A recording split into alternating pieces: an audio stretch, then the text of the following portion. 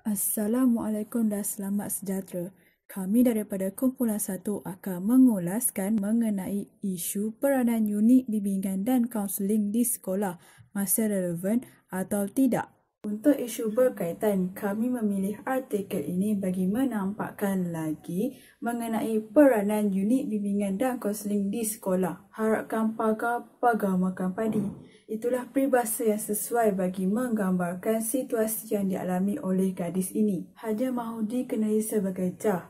Gadis ini tidak menyangka kepercayaan dipertaruhkan kepada seorang insan yang bernama guru. Akhirnya dihianati gara-gara sikap yang tidak amanah oleh individu tersebut. Seterusnya, saya akan mengulas mengenai cara membuat keputusan. Tetapi sebelum itu, adakah anda tahu maksud bimbingan dan kaunseling itu?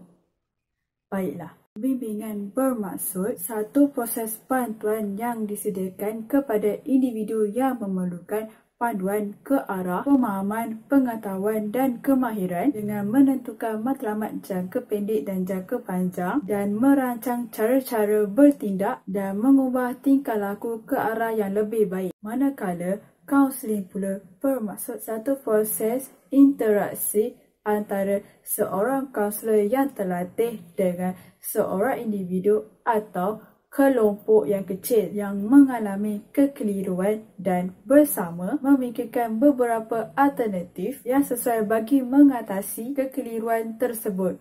Seterusnya, melaksanakan alternatif yang terbaik. Seterusnya, berdasarkan artikel yang kami kaji, pernyataan bahasa Allah yang kami dapati adalah: pertama, isu guru tidak amanah. Yang kedua, penyalahgunaan kuasa. Dan yang ketiga, mengaitkan pelajar. Berdasarkan kepada pernyataan itu tadi, sebagai seorang guru kaunseling perlulah menjadi contoh dan teladan kepada pelajar. Selain itu, guru kaunseling juga sebagai pembentuk siasat diri pelajar. Seterusnya, guru kaunseling ini berperanan menjaga amanah dan melindungi aib pelajar, bukannya dengan menyebarkan aib pelajar sewenang-wenangnya. Perkara itu melibatkan kehidupan di sekeliling pelajar yang boleh menyebabkan pelajar menjadi berasa tertekan dan membenci individu yang menggelar guru kaunseling. Dan sebagai guru kaunseling, perlulah membantu pelajar dengan mencadangkan jalan penyelesaian dan membuat keputusan dengan bersama-sama ibu bapa pelajar untuk menetapkan keputusan yang baik dan tepat. 2.2. Proses membuat keputusan menggunakan kaedah CORD. Jadi, ahli kumpulan saya telah bersetuju untuk memilih OPV, Other People View, yang bermaksud mengikut pandangan orang lain bagi membuat keputusan dalam isu ini. Jadi kami telah membuat soal selidik di rangkaian media sosial iaitu Instagram bagi mendapatkan pandangan orang ramai. Okay. Kami telah mengajukan 3 soalan bagi mendapatkan pandangan umum mengenai isu unit bimbingan kaunseling ini. Soalan pertama adalah: adakah anda merasakan unit bimbingan dan kaunseling di sekolah menjalankan tugas dengan baik? Soalan yang kedua, adakah anda yakin unit bimbingan dan kaunseling menyimpan rahsia anda dengan selamat selepas sesi kaunseling? Dan soalan yang ketiga adalah: adakah anda merasakan peranan unit bimbingan dan kaunseling masih relevan dalam kurungan diperlukan di sekolah? Kita akan lihat hasil yang kami dapat daripada soal selidik di rangkaian Instagram. Okay, soalan pertama, adakah anda merasakan unit bimbingan dan kaunseling ini menjalankan tugas dengan baik bagi membantu pelajar? Kami memperoleh sebanyak 51% yang mengundi tidak dan 49% mengundi ya. Jika kita perhatikan pada pandangan umum, ramai telah mengundi tidak yang mewakili tidak bersetuju bahawa unit bimbingan dan kaunseling ini menjalankan tugas dengan baik. Itulah soalan yang kedua. Soalan kedua ini mengenai kepercayaan atau amanah yang dipegang oleh unit bimbingan dan kaunseling. Soalannya, adakah anda yakin unit bimbingan dan kaunseling menyimpan rahsia anda dengan selamat? Okay. Hasil daripada kenyataan persoalan tersebut, kami dapati sebanyak 85% tidak bersetuju dan 15% bersetuju. Okay, majoriti telah mengundi tidak, yang mewakili tidak bersetuju bahawa rahsia yang dikongsikan adalah selamat. Okay. Berdasarkan undian daripada soalan kedua ini, kita boleh tahu mengapa majoriti mengundi tidak pada soalan yang pertama. Baiklah, berdasarkan daripada soalan pertama dan soalan kedua, jadi kumpulan kami ingin mengetahui adakah unit bimbingan kaunseling ini masih diperlukan atau tidak di sekolah. Okey. Peratus yang kami peroleh daripada soalan yang ketiga ini adalah sebanyak 56% mengundi ya, bermakna bersetuju bahawa unit bimbingan kaunseling ini masih diperlukan, manakala selebihnya adalah tidak. Jadi unit bimbingan kaunseling ini amat penting di setiap sekolah, sebab untuk membimbing pelajar-pelajar yang meningkat remaja. Selain itu, kami juga menyediakan satu artikel bagi mendapatkan pandangan umum mengenai isu guru kaunseling yang tidak amanah. Di sini kami sertakan beberapa pendapat daripada pandangan umum. Antaranya adalah mereka merasa kecewa dengan sikap guru yang tidak amanah. Seterusnya, ada yang mengatakan guru itu membuka aib pelajar. Yang ada yang mengatakan juga mereka hilang kepercayaan terhadap guru. Ada juga yang mengatakan guru sepatutnya mengambil sebenarnya asas tentang psikologi bagi memahami perasaan murid-murid tersebut. Ada yang mengatakan juga 100% tipu, mereka hilang kepercayaan. Bagi mereka yang memberikan pandangan ini, antaranya mereka pernah mengalami situasi yang sama. Jadi mereka hilang kepercayaan terhadap unit bimbingan kaunseling dan mereka juga hilang kepercayaan terhadap guru yang mengendalikannya. Ada beberapa di sini, ada beberapa juga, banyak juga yang kami dapat daripada hasil paparan artikel tersebut. Cadangan kaedah penyelesaian untuk mengatasi masalah yang timbul ini adalah dengan mengadakan kempen kesedaran mengenai unit bimbingan dan kaunseling. Terdapat pelbagai pengisian yang boleh dilakukan di bawah kempen kesedaran ini. Yang pertama, permohonan maaf daripada guru yang menyebarkan masalah murid. Guru yang menyebarkan masalah seseorang murid kepada orang lain perlu bersemuka dan memohon maaf kepada murid yang menjadi mangsa. Ia bertujuan untuk memastikan murid tersebut tidak mengalami ataupun menerima sebarang tekanan daripada orang lain apabila rahsia mereka ataupun masalah mereka telah terbongkar. Yang kedua, surat akur janji. Pihak pengurusan sekolah perlu menyediakan surat akur janji yang perlu ditandatangani sebelum melantik seseorang guru menjadi guru kaunselor di sesebuah sekolah. Surat akur janji ini perlu mengandungi gerak kerja, etika dan juga syarat yang perlu dipatuhi oleh seseorang guru kaunselor itu. Surat ini juga bertujuan untuk dijadikan sebagai peringatan ringan kepada guru tersebut supaya tidak melanggar akur janji yang telah ditandatangani. Yang ketiga, tindakan tata tertib kepada guru yang pecah amanah.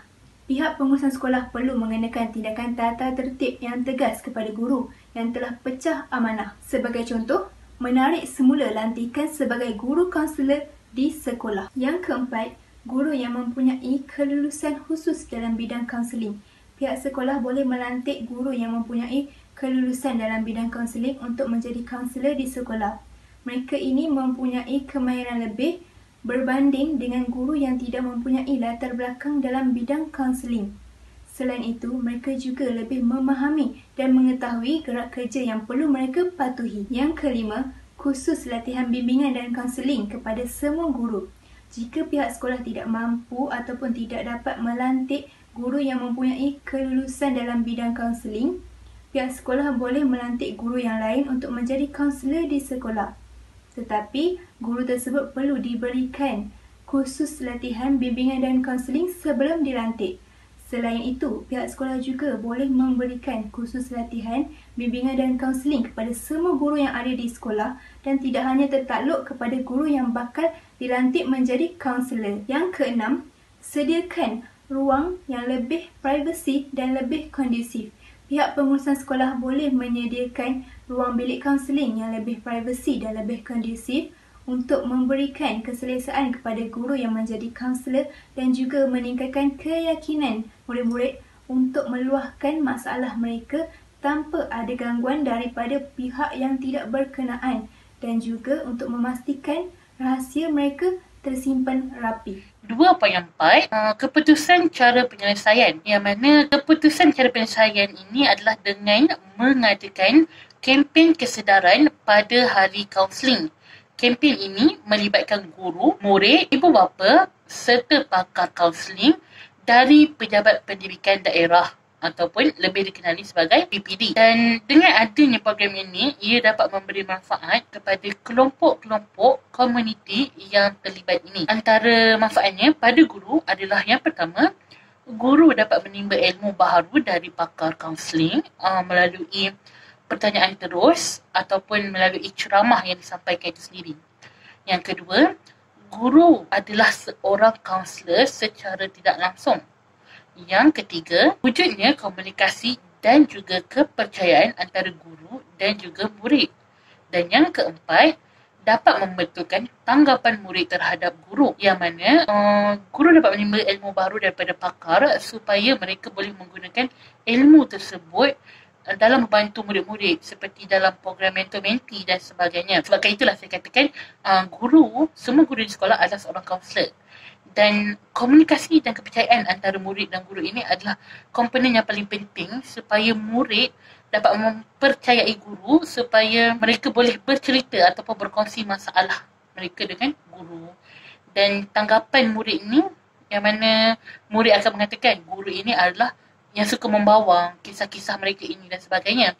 Jadi melalui kempen ini, ia dapat membetulkan sedikit tanggapan murid itu terhadap guru-guru di sekolah. Yang seterusnya adalah manfaat kepada pelajar, yang mana yang pertama, ianya dapat membina keyakinan dan juga kepercayaan murid terhadap guru. Kedua, dapat membetulkan pemikiran negatif pelajar terhadap guru. Yang ketiga, jelas fungsi bilik kaunseling, yang mana bilik kaunseling ini bukannya untuk pelajar yang bermasalah sahaja. Bahkan bilik kaunseling ini juga boleh dijadikan sebagai tempat mereka ini menjadikan tempat rujukan untuk menuju ke alam universiti, hal tuju mereka selepas tamat sekolah dan sebagainya. Dan seterusnya adalah manfaat kepada ibu bapa, yang mana yang pertama, ianya dapat menambahkan ilmu mengenai perwatakan anak-anak mereka. Yang kedua, dapat mewujudkan kepercayaan ibu bapa terhadap guru. Dan yang ketiga, dapat mengurangkan salah faham antara ibu bapa dan juga guru. Yang mana, seperti mana kita ketahui, perwatakan pelajar ini berbeza di rumah dan juga di sekolah. Jadi, dengan adanya kempen ini, mereka dapat belajar serba sedikit perbezaan perwatakan anak-anak mereka ini di rumah dan juga di sekolah.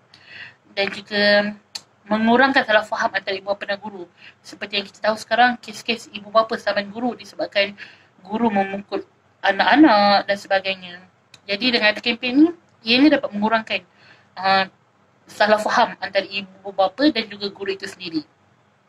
Dan yang terakhir sekali adalah manfaat kepada pegawai-pegawai di PPD. Yang mana yang pertama, ianya dapat memberikan panduan kepada semua guru. Kedua, mereka dapat memantau aktiviti bilik kaunseling. Dan yang terakhir, mereka dapat berkomunikasi terus dengan guru dan juga pelajar mengenai masalah yang dihadapi. Yang mana mereka dapat memberikan panduan secara one-off melalui ceramah ataupun nasihat yang dapat mereka berikan sewaktu kempen itu sendiri. Dan seperti mana kita ketahui, di bilik kaunseling haruslah mempunyai keadaan suasana yang kondusif, yang mempunyai bahan-bahan ilmiah, yang ceria, supaya dapat menarik minat para pelajar itu sendiri untuk berkunjung ke bilik kaunseling itu sendiri. Dan yang terakhir tu, dapat berkomunikasi terus mengenai masalah yang ada di sekolah. Hal ini supaya kita nak mengelakkan salah faham yang terjadi itu sendiri dan supaya dapat menjaga nama baik sekolah itu sendiri. Akhir sekali, saya akan menilai kaedah penyelesaian yang telah dipilih iaitu kempen kesedaran yang dijalankan pada hari kaunseling. Kempen kesedaran pada hari kaunseling ini melibatkan pihak-pihak seperti guru, ibu bapa, murid dan juga pakar kaunseling serta wakil-wakil daripada pejabat pendidikan daerah. Kempen ini dijalankan bertujuan untuk memberikan kesedaran kepada umum betapa pentingnya sebuah unit bimbingan dan kaunseling yang ada di setiap sekolah. Unit ini berperanan sebagai sebuah unit yang banyak membantu para pelajar dengan memberikan khidmat nasihat kepada kekeliruan dan permasalahan yang mereka hadapi. Kempen ini juga mensasarkan objektif bahawa semua pihak yang terlibat bebas untuk bersuara menyatakan hasrat dan pandangan mereka. Para pelajar juga boleh menyatakan hasrat mereka kepada kaunselor yang telah mendengar masalah dan cerita mereka supaya dapat bersifat amanah dan jujur, diam-diam simpan sahaja rasa yang telah diceritakan dan tidak dijaja kepada seisi sekolah. Selain daripada itu, segala permasalahan yang ada di dalam unit bimbingan dan kaunseling juga didedahkan bertujuan untuk menyatakan bahawa setiap permasalahan yang timbul ada jalan penyelesaiannya. Sebagai contoh, seperti isu yang tertera di artikel Guru Tidak Amanah menjaja kisah sulit pelajar dan memaksa pelajar mengakuinya. Guru yang tidak amanah seperti ini akan dikenakan tindakan tata tertib oleh pihak atasan. Hal ini bertujuan untuk membersihkan segala tanggapan buruk yang telah wujud mengenai unit bimbingan kaunseling, membersihkan nama baik unit bimbingan kaunseling dan meraih semula kepercayaan daripada warga sekolah khususnya dan juga ibu bapa. Dalam kempen kesedaran ini juga, kaunselor-kaunselor yang berada di sekolah boleh bersuara untuk memberitahu dan mendedahkan kepada semua yang terlibat apakah fungsi unit bimbingan kaunseling. Dengan penerangan dan juga pendedahan yang lebih teliti mengenai fungsi unit bimbingan dan kaunseling ini, dapat membantu sebenarnya meraih kembali kepercayaan para pelajar untuk menggunakan khidmat nasihat unit bimbingan dan kaunseling yang semestinya dapat memberikan banyak manfaat kepada mereka. Akhir sekali, melalui kempen kesedaran ini jugalah mengajar kita tentang betapa pentingnya sebuah kepercayaan. Kepercayaan ini seperti sebuah kaca, sekali retak tidak dapat disambungkan semula seperti asal. Dan juga berdasarkan isu yang timbul berkaitan dengan unit bimbingan kaunseling ini, pepatah yang dapat saya gunakan adalah kerana nila setitik rosak susu sebelanga. Kerana reputasi buruk sebuah sahaja unit bimbingan kaunseling yang tersebar, rosak reputasi baik unit bimbingan kaunseling yang lebih berkualiti. Oleh itu, diharapkan semua guru yang bergelar kaunselor di setiap sekolah di bawah unit bimbingan dan kaunseling dapat menjalankan amanah yang diberikan dengan penuh tanggungjawab dan jujur supaya isu-isu negatif yang telah timbul sebelum ini tidak terjadi lagi. Sekian sahaja daripada kami. Terima kasih. Assalamualaikum.